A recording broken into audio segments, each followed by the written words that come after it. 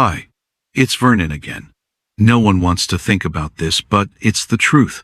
In old age, love won't always be as romantic as we imagine. Today, I'm going to share with you 4 risks of love after 70 that you won't hear from dating coaches or romance novels. These aren't meant to scare you away from love, but to equip you with the wisdom that only comes from having walked this path. I hope you stay with me until the end and pay attention to the 4th risk, because it might completely change how you view not just romance, but your entire approach to relationships in these precious years.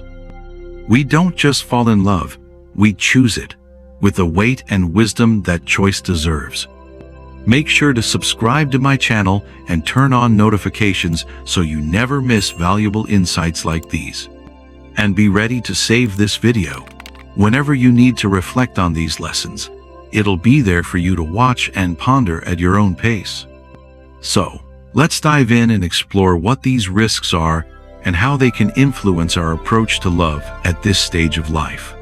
Risk number 1, the emotional vulnerability after loss. Before we dive deeper into this, I want to share the story of my best friend, Margie.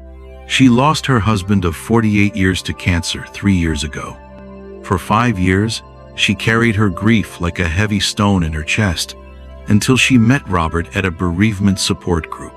Their connection was immediate, 2 souls who understood loss in ways that others couldn't fully grasp.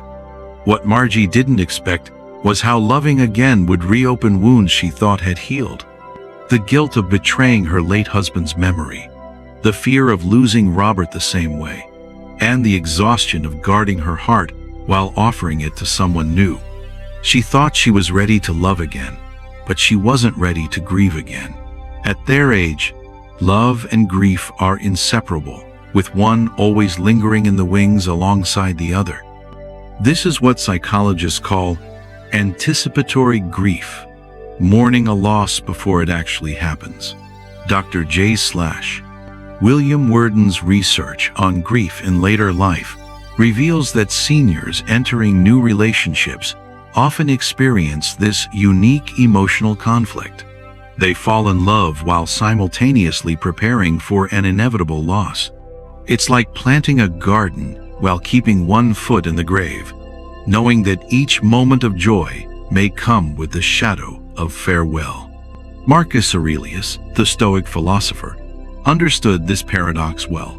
He wrote, "Loss is nothing else but change, and change is nature's delight." At 70, we know that time is our ultimate rival. Each sunset we share is precious precisely because we understand how finite our time is. It's this awareness that makes every moment we spend together even more meaningful. But accepting this bittersweet truth not only gives depth to our relationships, it makes us cherish every connection, every shared experience, more than we ever thought possible. To navigate the emotional vulnerability that comes with love after loss, it's important to embrace grief rather than avoid it. Allow yourself to mourn what's been lost, while also giving yourself permission to love again. Understand that feeling conflicted isn't a betrayal, it's a natural part of the process. Moreover, seeking support from a therapist or grief counselor can provide valuable tools for processing complex emotions, especially anticipatory grief. Journaling or joining a support group can also serve as outlets to express your feelings and help you understand that love and loss are 2 sides of the same coin. Lastly, be patient with yourself. There's no need to rush into a new relationship. Give yourself the space to heal and let love unfold naturally. In doing so, you create a foundation for a new relationship to develop at a pace that feels right for you. Have you found yourself holding back from love because of this fear? You're not alone, and recognizing this pattern is the first step toward healing. Embrace it and allow yourself the space to love again. This brings us to something even more delicate, something that connects directly to what I'll share about family disruption later. Risk number 2, the financial entanglement trap. Whether you're in the prime of your life or in your golden years, Finances remain a crucial factor in love. However, when love comes after 70, finances can become a hidden trap if you're not careful. I knew a gentleman named Arthur who lived next door to me. He was a retired engineer with a modest yet secure pension. When he met Dorothy, a widow struggling with medical bills and dwindling savings, love made him generous. First, it was small things: dinner, gas money, a new coat for winter. Then, bigger gestures: helping with her mortgage payment, covering her prescription costs. Within 18 months, Arthur had depleted his emergency fund and was dipping into his retirement savings. The challenge wasn't Dorothy's need, it was authentic. The challenge was that Arthur's grown children watched their inheritance dissolve, one act of kindness at a time. His relationship with his son became strained.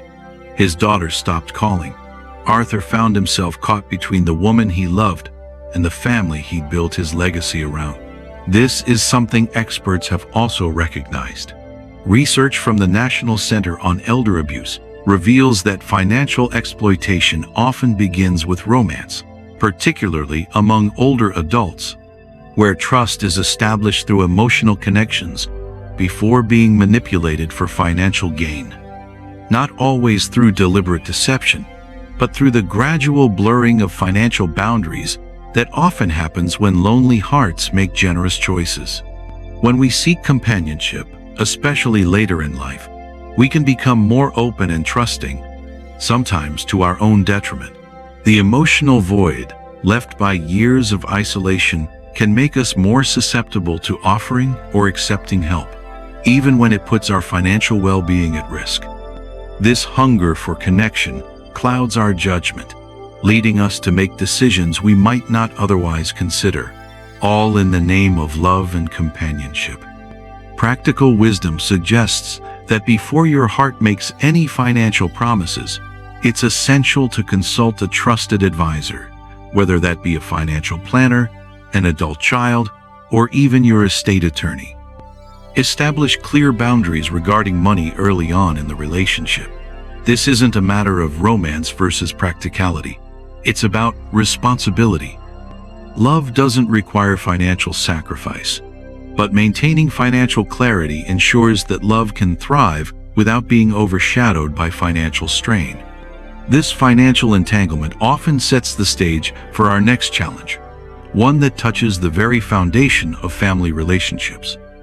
But before we explore that, ask yourself, have you considered how a new relationship might impact your financial legacy? Share your experience in the comments to help others navigate this complex area with wisdom and clarity. Risk number 3, the family disruption paradox. You know what's interesting about the financial risks we just discussed? They're often just the tip of an iceberg that runs much deeper into family dynamics. Because when you find love after 70, you're not just adding a person to your life. You're introducing a new character into a family story that's been decades in the making. You can find this risk in the life of actress and activist Jane Fonda. After her divorce from her third husband, Fonda found love again later in life. However, this new relationship brought challenges, particularly with her adult children.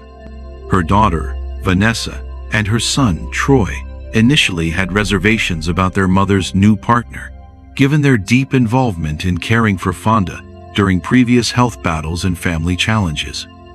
It wasn't just about the relationship. It was about re-establishing family dynamics and redefining roles. When a new love enters the picture, it disrupts the balance that family members have long become accustomed to, challenging their expectations and roles within the family unit. As Dr. Amy Goyer's research points out, this situation can lead to anxiety in adult children who fear losing their role as caregivers or feeling as though their parents' judgment is being influenced by a new partner, their own role in the family hierarchy. Just as Fonda faced this delicate balancing act between new love and maintaining familial bonds, so must many others who find themselves in the same situation later in life. Navigating these dynamics requires a thoughtful, honest approach to communication, one that respects both the new relationship and the long-standing family ties. Financial concerns from our second risk amplify family tensions, while family disapproval intensifies the emotional vulnerability we discussed first. It's a web of complications that can make love feel like a luxury you can't afford. The wisdom of Confucius offers guidance here. The strength of a family, like the strength of an army, lies in its loyalty to each other. But loyalty must flow both ways. Your children's concern comes from love, but your right to companionship comes from your humanity. The bridge is communication. Honest, patient, persistent communication about everyone's fears and needs. It's essential to create a space for open and honest communication with your family. Acknowledge their concerns, but also assert your right to pursue your own happiness and companionship. Encourage discussions that address the emotional challenges of balancing old family roles with new relationships, and ensure that everyone feels heard and respected. Another practical solution is to take small, gradual steps to integrate your new partner into family dynamics. This allows time for your children to adjust and feel comfortable with the changes. Show them that your love is not a replacement but an addition to your life, emphasizing that the new relationship won't diminish the existing family bonds but rather enriches them.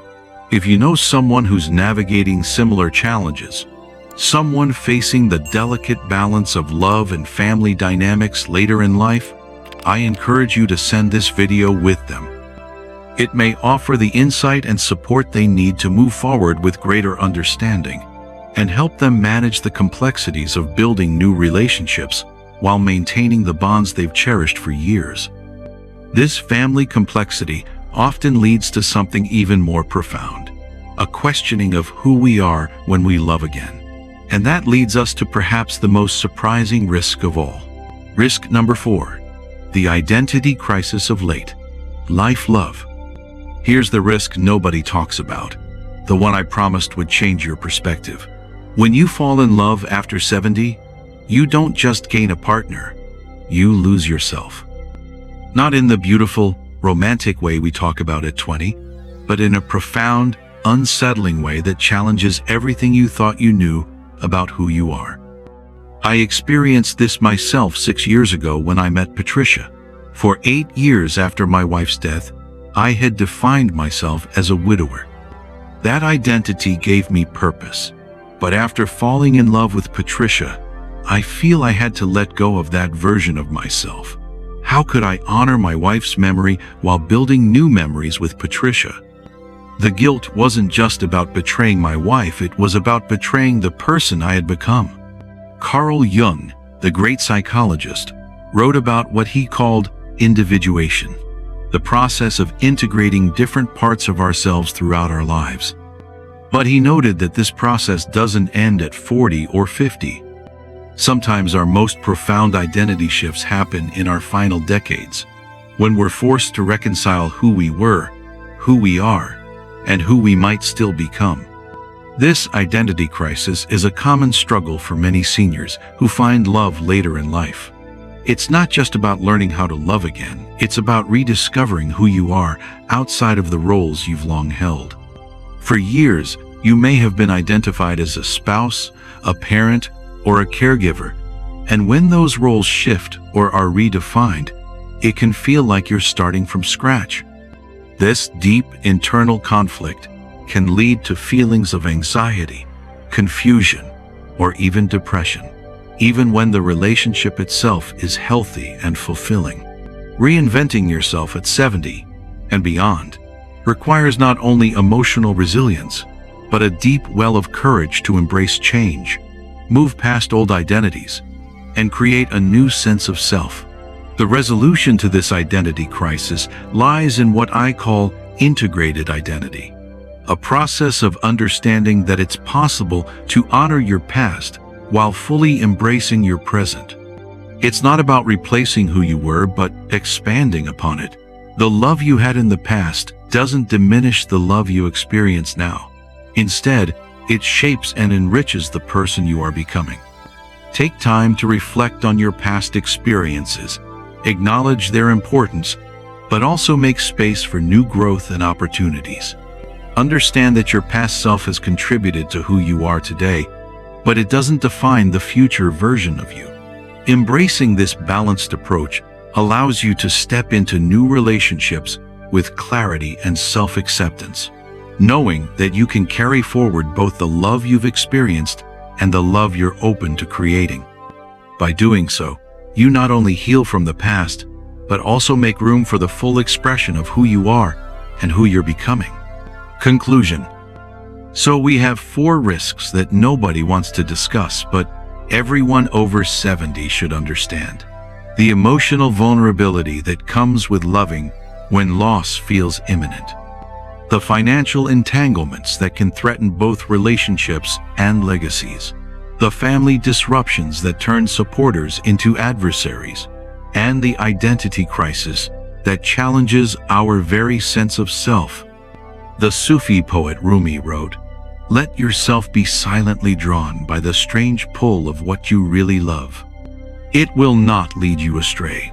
At 70, we have the gift of knowing ourselves deeply enough to love wisely. We understand the stakes. We recognize the complications. And that knowledge doesn't make us cynical. It makes us selective. Love after 70 isn't about finding someone to complete you. You're already complete. It's about finding someone worthy of the precious time you have left. Someone with whom you can share the wisdom you've gathered. Someone who understands that the best love stories at our age aren't about passion. They're about companionship, understanding, and the courage to be vulnerable one more time. Share it with someone who might need to hear these truths.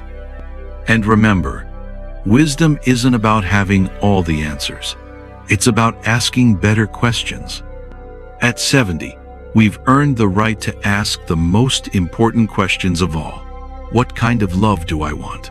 What am I willing to risk for it? And how can I love with both my heart and my hard-earned wisdom? Support me by liking this video and subscribing to my channel to stay updated with more insights that can help you navigate this beautiful, challenging journey of life and love after 70. Thank you, and see you again.